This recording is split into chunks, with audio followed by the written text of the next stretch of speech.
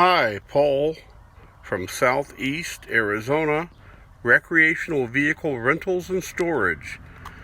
Today we're here with our 31-foot Thor Fourwinds we call the Mini Castle.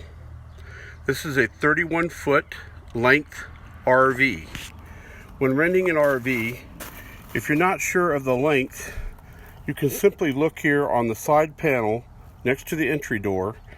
It will show the model number. So if you had a model number that was, say, 332, it would be 33.2 foot. In this case, it's just 31 foot, and the model is F. Now, some things in particular to this particular coach. When you first enter the coach, under this first cabinet is what we call the battery disconnect. This switch right here is your battery disconnect. In the case when you're renting it, it will be turned on, okay, in the use mode. The next two switches over is your porch light and your electric awning. This switch here, you hold it in, the awning will go out. You hold it down, the awning will come in. Okay, the engine cannot be running while the awning is operated. And the parking brake, most importantly, the parking brake of the motorhome must be set in order for both the awning and the slide out to function. So we're going to just head real quick to the front of the coach. The parking brake is located here. You depress it with your foot, and it's released right here, pulling this outward to release the parking brake.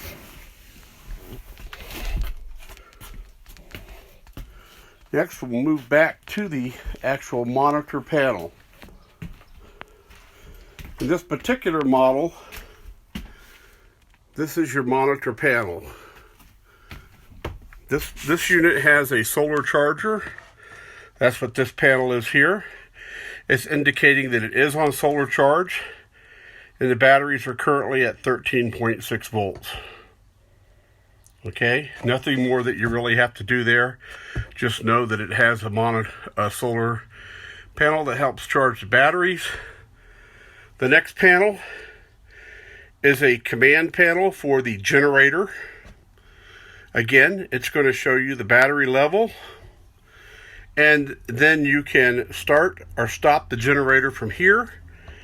On this particular model, you also have a start and stop on the generator here.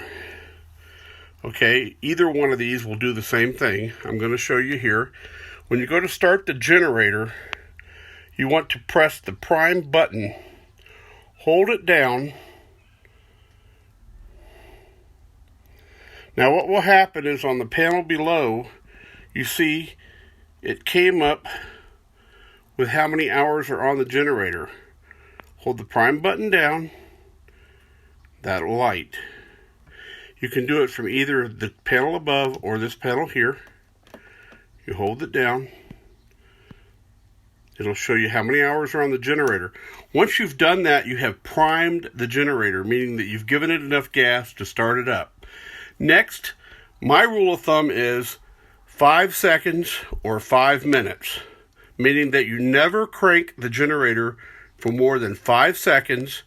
If it doesn't start, wait 5 minutes before trying again. So you can either start from here or here on this unit. We'll go ahead and use the button down here, and we'll count 1001, 1002, 1003, 1004, 1005. Let go of it. Even if it sounds like it's going to start, let go of it if it doesn't start within 5 seconds. Okay, the generator is now running. It shows the current number of hours that are on this generator. And as you use the generator, this clock will count how many hours are on it. That's how you start the generator. When the generator starts, the first indication that you have electricity will be to turn around and look to your microwave. It won't be lit initially, but as soon as the transfer switch, which senses that there is enough electricity being generated, transfers the voltage to the microwave, that's an indication that you can turn on air conditioning, use the microwave, watch a video while traveling, so on and so forth. Of course, now on the microwave, you will need to go ahead and set a time before you can utilize the microwave. So we'll go down here to the clock, which on this one is right here. We'll press the clock button, just put some time on there. You can put the actual time or any time. I always start with 10 o'clock. Push the clock again. Now this microwave is ready to be used. The microwave will not operate unless you depress the clock button and put some time on it. It needs a timer to base itself off of. Okay? Okay, we're going to go back to the monitor panel now. Here we are. So we got the generator running. The next thing is, this is the stop button. We can turn the generator off. Okay, we're going to let it run for a little bit. Next, this is the monitor panel here. I don't know if you can see that real clear. There we go. This tells you how full your tanks are. So on this particular unit, pushing this first button is the LPG. It reads 4 lights over, says that the propane, liquid propane is what LPG stands for, that is full. The next button is the battery button. Hold it over, it tells you that the battery is full. Now, if you want to know a true indication of battery voltage, the best thing to do is to check this while the generator is off, you are not plugged in, and you are not running the engine. Because that way the battery is not being charged and you can really see where it's at. The third button over is the fresh water. You hold it. Okay, I don't know if you saw that when I first turned it on. See how it clicked over to full and then it went to 2/3? That's telling me the tank is pretty close to being full, but not quite. But anyways, you hold the button over, and basically it's telling you that it's somewhere between 2/3 and full. Okay? Next we have the black water, which is the human waste. Same thing there, it's telling me, see there? Now what happens on the black water that you've got to understand is you must use either RV toilet paper or single ply toilet paper that is marked safe for septic. If you don't utilize RV toilet paper or single ply, you're going to have false readings here. It's possible that you could get a empty 1/3, not CLI'd at 2/3, and then CLI'd at full. And that is because the sensors inside the tanks have little metal barbs that just come out to the edge of them. And think of that as, just like a little screw head coming through the side of the tank. It's sensing how much water or waste is in the tank. When you put the wrong kind of toilet paper down the tank, it clogs against those sensors, becomes like a spit wad, if you would say, against the sensors, and you'll get false readings. So always use single ply, safe for septic, or RV toilet paper. You want toilet paper that's going to break down quickly. Okay, we're going to go on to the next button, which is on this coach, the gray water. Okay, it's saying the gray water is empty. We said our black was at 1/3. Now, I'm going to go back to the black for just a second. On the black water, you want it to read that there is some water in the tank, because you need chemicals in your tank. And in order for the chemicals to operate, they've got to have water to break them down. So this is normal. After you've emptied your black tanks, you want to put a little bit of water and some chemical down it. You won't necessarily get a reading, but you want to make sure that you do have water and chemical down your black tank. Back to the gray again. You see here, this one's indicating empty. You can also get false readings on the gray tank. It's similar to the black tank. If you put a lot of soap very sudsy dishwashing soap down the tank, it will bubble up and give you false readings. Okay? The next and very last on this particular unit is another gray tank. So the first one was the shower. It says shower gray. That's coming from the sink and the shower here in the bathroom. Any water used here is going to show up on this shower gray tank. Then we have the Galley Gray. Okay, your galley is your kitchen. Right now it's telling me that I have 2/3 water in the Galley Gray. And most likely this is from my housekeeper utilizing the water from this sink and then putting her wastewater down that sink. So that tank could stand to be emptied right now. It's not really necessary to empty the tanks until they read full, either full or it's the end of your trip and you know you're going to be turning the RV back in.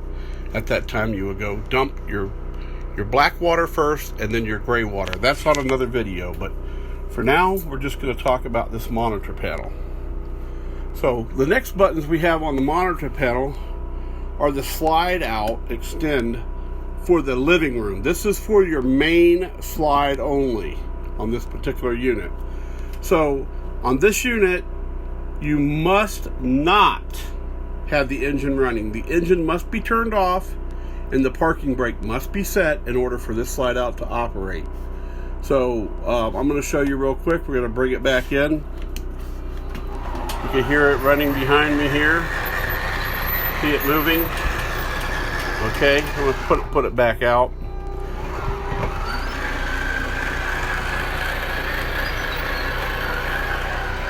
So the slide out will operate as long as you hold the button down. You want to put the slide out all the way out until it stops or all the way in until it stops. The next thing we have are tank heaters. The next two buttons here. This is for the winter. So if you're renting in the winter and you expect freezing temperatures outside, you would turn these on and these would keep the tanks from freezing over. From the liquid, the waste liquid in those tanks from freezing on the bottom of the tank. That's all those are for. Okay, the fourth button over is the water pump button. So on the water pump, you turn that on and that creates pressure. The only time you're going to need the water pump is when you're dry camping or when you're traveling, you pull over to use a restroom or what have you in the RV, you're going to need to create your own water pressure. When you're in the campground in the park, your water hose is hooked up, you will not need that button on. But for traveling, you'll want to turn that on anytime you're going to either flush the toilet or wash your hands, okay? It is recommended that you turn this off when you're not using it. And that is because the water pump in an RV pumps approximately 10 gallons per minute. If you were to leave that button on and unfortunately get a leak in the RV, you would pump water out at 10 gallons a minute, and by the time you realized you had a leak, you'd be flooded out. So always turn that off when you're not using it. In this case, we're going to turn it on, and then we're going to have water pressure over here in our sinks just to show you. Okay.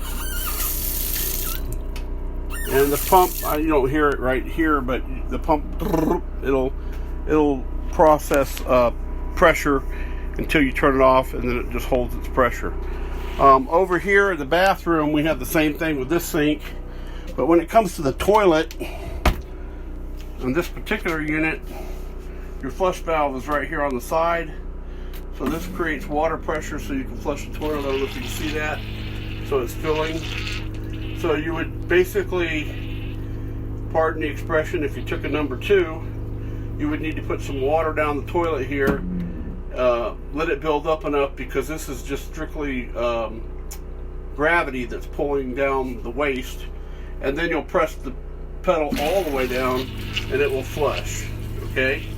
Whenever you're done flushing the toilet, you always want to put about that much water back in it to keep that seal wet.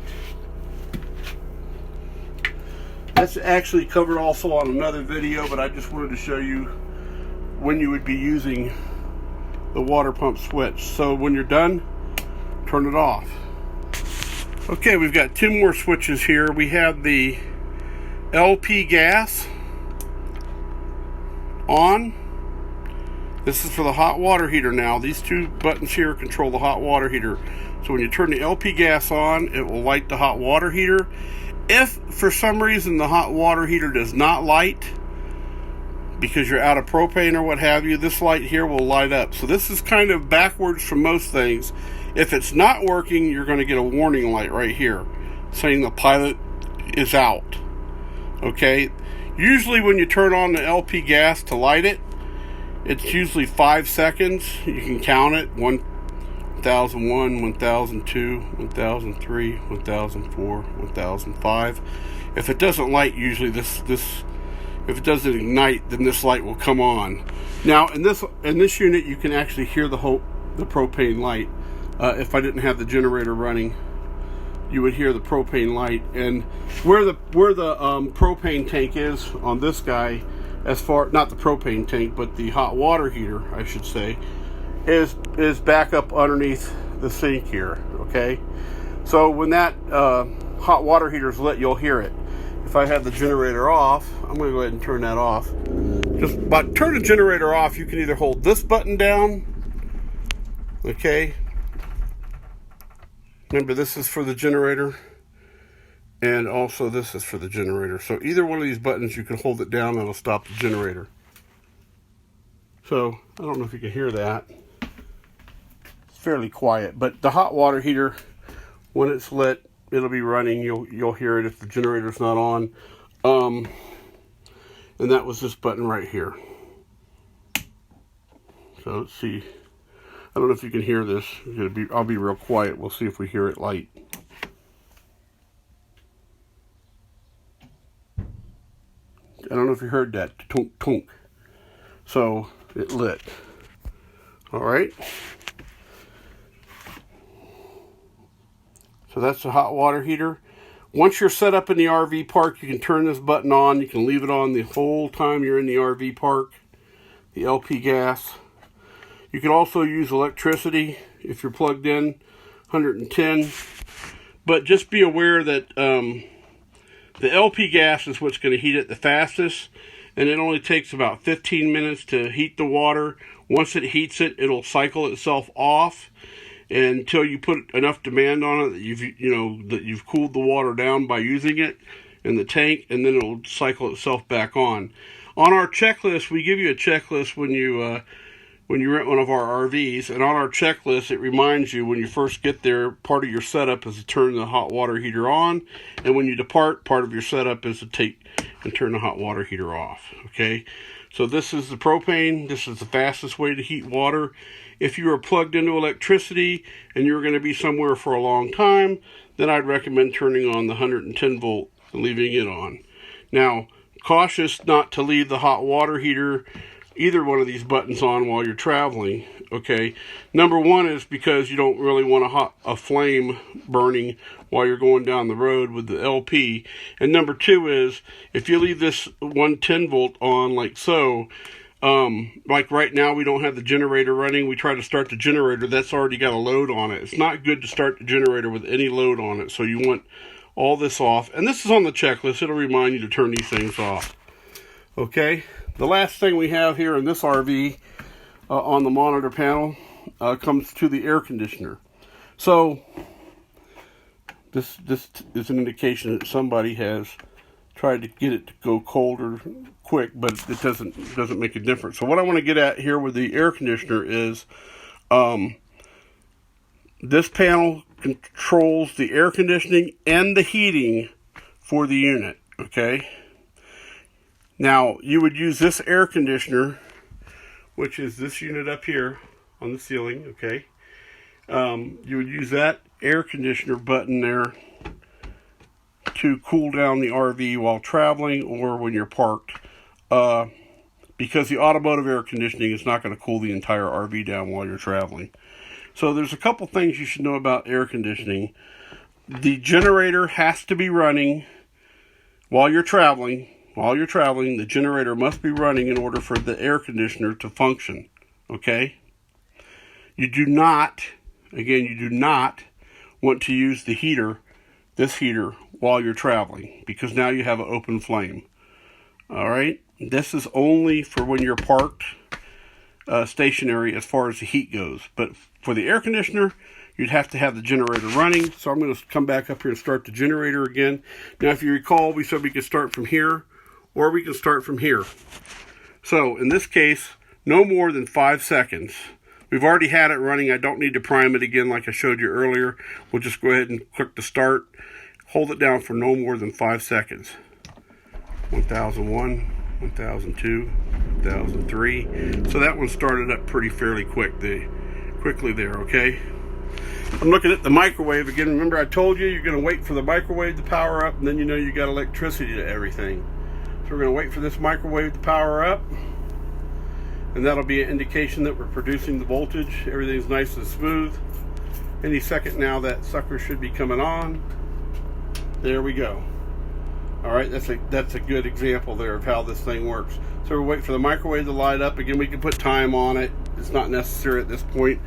But for the air conditioner, while we're traveling down the road, we have to do that, start it up. Next, we'd come over here and we set the air conditioner. You don't want to set this any colder than 68 degrees. If you put that thermostat over that way, colder than 68, you're going to do one of two things. You're going to cause the air conditioner to freeze over, and then it's just going to not blow any air or blow hot air because it has a wall of ice over it, so that it can't get any air through it.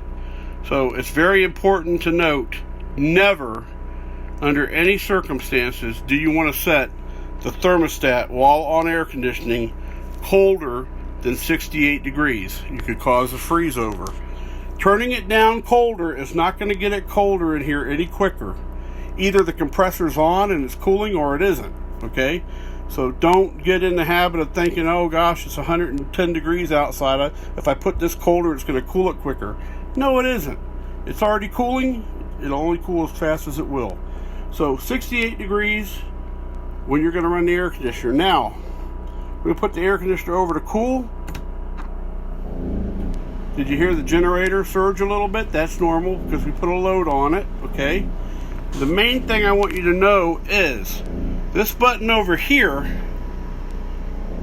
has a high-low on and a high-low auto. If you look over here, the last two settings are on. We want that, while we're traveling down the road, we want this to the on condition. The reason why we want it in the on condition is, of course, the air conditioner is even on when it's an auto, but this is related to the fan, okay? This is going to keep the fan running all the time. Even though the air conditioner reaches the temperature you had it set for, it's going to still make cold air because the compressor is going to be off, but the blower is going to be on, keeping air moving. And this is important while you're traveling down the road. You want this in the on condition. The reason why is air is moving from the front of the motorhome. Air comes through the vehicle, whether you know this, and same thing with your car, and it goes out the back end of the vehicle. This is to keep gases like exhaust fumes out of your vehicle. Automobiles are designed this way to keep gases out of the vehicle so that you don't become asphyxiated. Yeah, I didn't say that right. But so that you don't succumb to, a gas leak or exhaust leak fumes in the vehicle. So back to the air conditioning, you want it to the on position. What that does is, even though the compressor reaches its temperature, it's still making cold air for you. If you put this in the auto position while you're traveling down the road, what's going to happen is it's going to get nice and cool in here, and then as soon as the compressor cycles that we've reached temperature, it's going to shut off completely. And again, remember, air is moving through the vehicle, and what does that cause? Warm air suddenly came in and took over all the cold air. So do not put this in auto while you're traveling. You want this in the on position. All right? Okay, so that's basically the air conditioning for while you're traveling. So, and you have to have the generator running in order to have this rooftop air conditioner, this guy here, cool the RV while you're going down the road, okay? While you're parked, however, you do not have to have the generator running. So we're going to go ahead and turn that off. There we go. All right, so now the generator's off. And if we wanted to run the furnace while we're parked, this is only while you're parked. You never run this furnace while you're traveling down the road, but while you're parked, you do not have to have the generator running for the furnace to work. You basically simply turn it to heat, set the thermostat for where you want. It's pretty cool in here right now. I'm going to crank it on up just to show you it works. I don't know if you hear it. Down here is where the blower and the heater is. So you'll hear that running down there right below the refrigerator. And it'll be blowing out air here. So it'll blow air for a moment. And then it'll ignite. I don't know if you heard that ignite. You can hear the noise now of it, the furnace blowing hot air. So you set the thermostat for whatever you want. That's fine. This is on your checklist too, so set it for what you need. If you're renting from us in the winter, we don't recommend setting the thermostat for any warmer than, again, about 68 degrees normally, okay? If you just leave this at 68, that's the best place. The furnace in the winter, once you turn this on to heat, it's not going to take more than 10-15 minutes to warm up this entire motorhome. So there's no need to leave that on while you're out and about during the day, unless you're going to get below, you'd have to be getting down into the mid-20s before anything could ever freeze over. So, it's just wasting your propane if you're not in the RV. And everything in an RV, all your tanks are internal to the RV, meaning that they're not going to freeze. Your fresh water tank primarily is not going to freeze over in the winter unless it gets, like I said, in the mid-20s, and it'd have to be there for quite a while. All right. So this is your heater. Set your thermostat. You can put this to auto if you want, or leave it to on. The same thing. It's going to function the same way as the air conditioner. Okay. Basically, it's always going to be like auto, anyways, on the furnace. Once it reaches temperature, it's going to shut down where it needs to. See there, we reached temperature already because I had set the thermostat at 68, so it just shut down. And then when we get back where it's colder in here than 68, it'll come back on again. So that is your entire monitor panel. Okay, so we have up here again was the battery charge. Indicates how many volts are currently on the battery. Everything's sitting still now, so this is no engine running, no generator running. Right now it's just trickle charging the batteries using solar outside, okay? So let's see what else we got here. If you get a light like this on the next panel down for the generator, it's just saying that it's going to be due service in about 95 hours. These generators are serviced in this particular unit about every 115 hours. So this isn't due service for quite a while. Back to the monitor panel. I had told you earlier that if you hold down this button that says battery here, and you want to know how good the batteries are charged, you should do it when the engine's not running, when the generator's not running, and you're not plugged in, which is the case right now. So these batteries are well charged. I'm going to show you just one other little thing I want you to be aware of, and that is if these batteries do get weak, if you're dry camping and the batteries started getting weak, when they get down to a certain level, there's going to be another indication that they're very weak. And on this unit, that indication is located right here underneath the dinette table. So this little panel right here, this is a propane leak detector. It smells if there's any kind of propane leak, but it's also tied to the batteries. So think of it like having a smoke detector in your house that's tied to batteries. If the battery gets weak, the smoke detector is going to beep, beep, beep. The same thing is going to happen here. So if this battery gets weak inside this motorhome, that green light is going to go yellow, and you're going to start hearing beep, beep, beep. And that's just an indication that the battery's weak and you need to charge it up. The fastest way to charge up the batteries is to plug the motorhome in or start the engine. Starting the engine is going to provide the most amperage and charge the batteries the quickest. So that's everything I wanted to show you. Primarily, we were supposed to be discussing this monitor panel. I showed you where you turn the batteries on when we first come in the coach. That'll be on when you pick the unit up from Southeast Arizona RV Rentals. And I know this has been lengthy, but hopefully this will save some time later. If you'll watch this video in its entirety, you'll have learned quite a bit about the monitor panel, starting and stopping the generator and running the air conditioner. Thank you much. Have a great and wonderful day. We look forward to seeing you soon here at Southeast Arizona RV Rentals, located in the great metropolis of Pelican Bay, aka Whetstone, Arizona. We'll catch you later. You have a wonderful day. Bye now.